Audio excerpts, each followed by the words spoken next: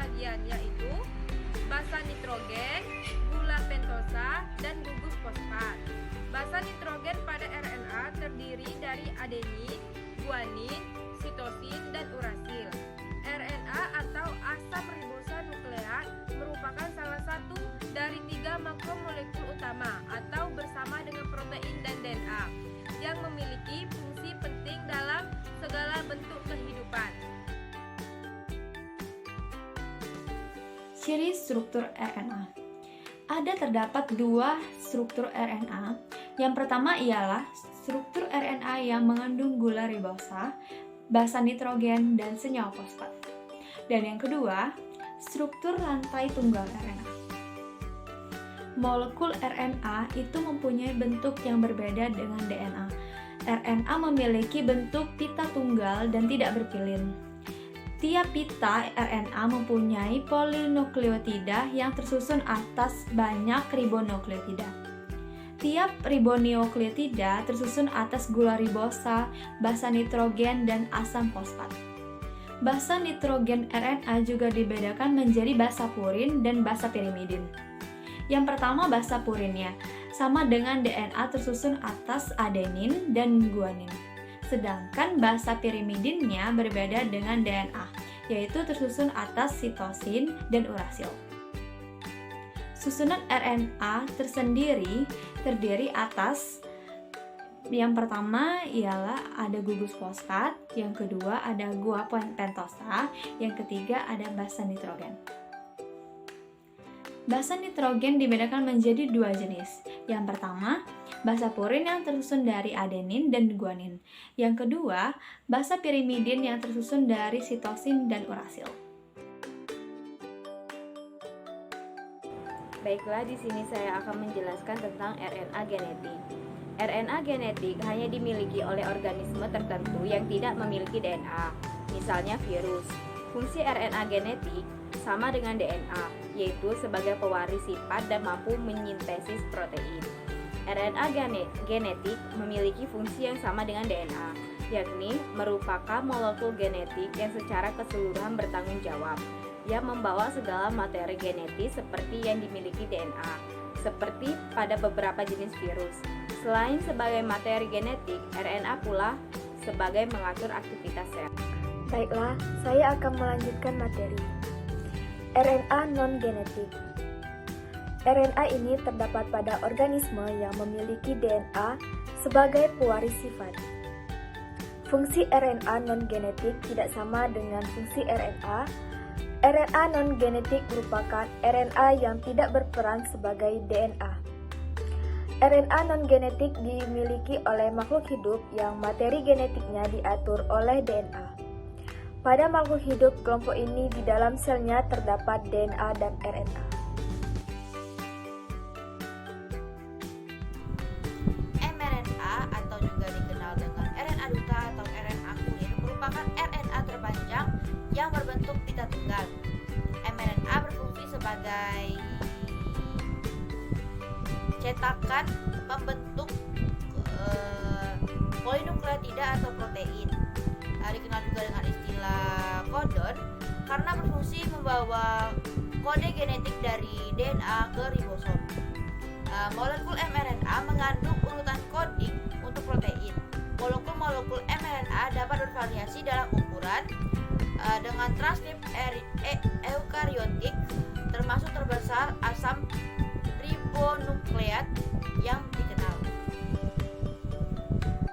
Transfer RNA atau tRNA. tRNA merupakan RNA terpendek dan berperan sebagai penerjemah kodon yang dibawa oleh mRNA. Dan fungsi lainnya adalah membawa asam-asam amino ke ribosom untuk disusun menjadi protein. Bagian tRNA yang dapat berhubungan dengan kodon yang dibawa oleh mRNA disebut antikodon. tRNA adalah tempat molekul yang mengusung asam amino. tRNA diperkirakan memiliki struktur tersier umum atau struktur berdasarkan analisis difraksi sinar X ditampilkan di bawah. RNA ribosom atau rRNA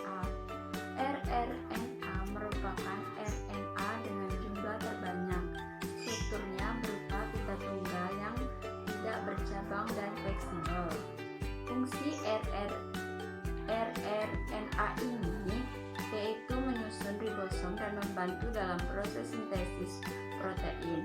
Molekul RNA ribosom terdiri dari 65-70% dari massa ribosom atau yang bertanggung jawab untuk sintesis protein. Ribosom juga merupakan organel yang sangat besar. Seperti ribosom prokaryotik memiliki berat molekul sekitar 2,5 juta dan eukaryotik ribosom memiliki berat molekul sekitar 4 juta. Fungsi dan peranan RNA. Pada sekelompok virus, misal bakteriophag, RNA merupakan bahan genetik berfungsi sebagai penyimpan informasi genetik, sebagaimana DNA pada organisme hidup lain. Ketika virus ini menyerang sel hidup, RNA dibawanya masuk ke sitoplasma sel korban, yang kemudian akan ditranslasi oleh sel inang untuk menghasilkan virus-virus baru. Peran penting RNA terletak pada fungsinya sebagai perantara antara DNA dan protein dalam proses ekspresi genetik, karena ini berlaku untuk semua organisme hidup. RNA diproduksi sebagai salinan kode urutan basa nitrogen DNA dalam proses transkripsi. Kode urutan basa ini tersusun dalam bentuk triplet 3 urutan basa N, disebut dengan kodon. Setiap kodon berelasi dengan satu asam amino, kode untuk berhenti, monomer yang menyusun protein. Masing-masing RNA memiliki fungsinya sendiri. 1. mRNA atau messenger RNA berfungsi sebagai penerima informasi genetik dari DNA. 2. tRNA atau transfer RNA berfungsi membawa asam amino yang terdapat di dalam sitoplasma. 3. rRNA atau ribosom RNA berfungsi menyediakan tempat untuk sintesa protein. Peran fungsi RNA antara lain, yang pertama perantara antara DNA dan protein dalam proses ekspresi genetik, karena ini berlaku untuk semua organisme hidup. Dalam peran ini, RNA diproduksi sebagai salinan kode urutan basa nitrogen DNA dalam proses transkripsi. Kode urutan basa ini tersusun dalam bentuk triplet 3 urutan basa N yang dikenal dengan nama kodon. Setiap kodon berelasi dengan satu asam amino atau kode untuk berhenti, monomer yang menyusun protein. RNA merupakan bahan genetik universal sebelum organisme hidup memakai DNA. Fungsi yang sama dengan DNA yakni merupakan sebagai molekul genetik yang secara keseluruhan bertanggung jawab dalam membawa segala materi genetis. Bagi virus, RNA merupakan bahan genetik dan berfungsi sebagai penyimpan informasi genetik sebagaimana DNA pada organisme hidup lain. RNA berfungsi sebagai enzim atau ribozim yang dapat mengkalis formasi RNA-nya sendiri atau molekul RNA lain. Asam ribonukleat atau RNA berperan sebagai membawa bahan genetik dan memainkan peran utama dalam ekspresi genetik. Dalam genetika molekuler, RNA menjadi perantara antara informasi yang dibawa DNA dan ekspresi fenotipik yang diwujudkan dalam bentuk protein. Yang kemudian di dalam RNA terdiri dari fosfor dalam bentuk fosfat.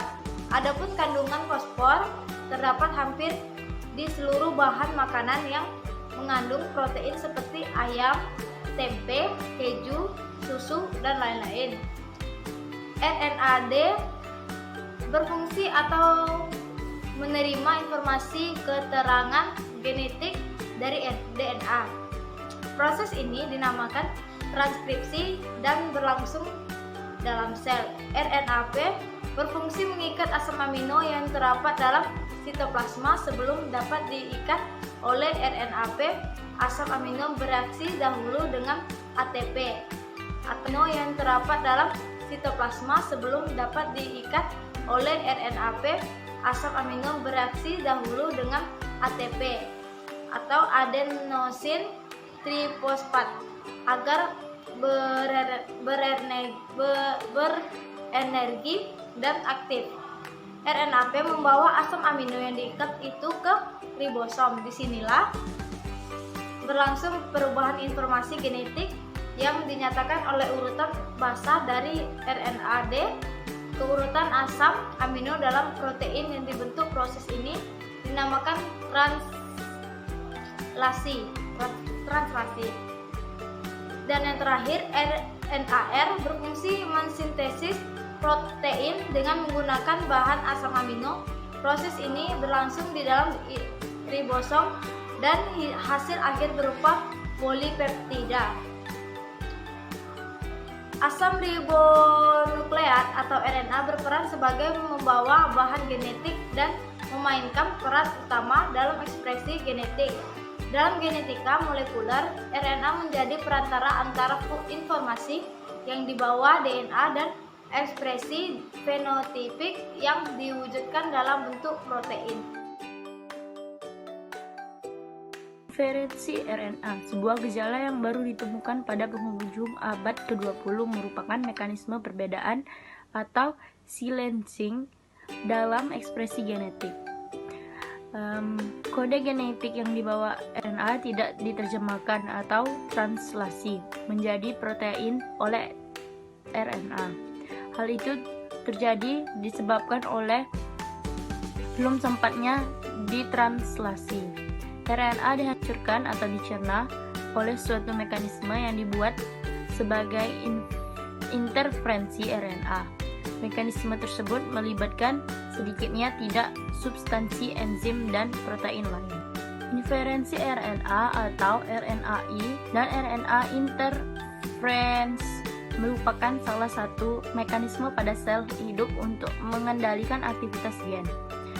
Karena pertama kali ia diketahui sebagai suatu proses untuk mementahkan hasil transkripsi sehingga translasi tidak dapat berlangsung. Ia pernah dikenal sebagai mekanisme peredaman gen pasca transkripsi atau post-transcriptional gen silencing atau PTGS. Dalam RNA, terlibat dua jenis RNA berukuran kecil, miRNA dan siRNA, yang berperan penting. Kedua RNA berukuran kecil ini dapat berikatan dengan RNA lain atau yang komplementer dengan urutan basanya, sehingga mengganggu atau menginterferensi proses melibatkan RNA tersebut. Misalnya dengan mencegah terbentuknya protein enzim. Peran penting interferensi RNA mencakup sistem pertahanan terhadap informasi genetik asing atau virus dan transposon, mengatur proses perkembangan dalam sejumlah aspek ekspresi gen lain. Di sini RNA terbentuk di dalam inti sel hati melalui proses transkripsi dan melibatkan DNA tempelate sebagai cetakannya. Sintesis RNA dalam sel terjadi di E nukleus, D mitokondria, dan B nukleus. RNA juga yang bertanggung jawab menyintesis satu macam polipeptida.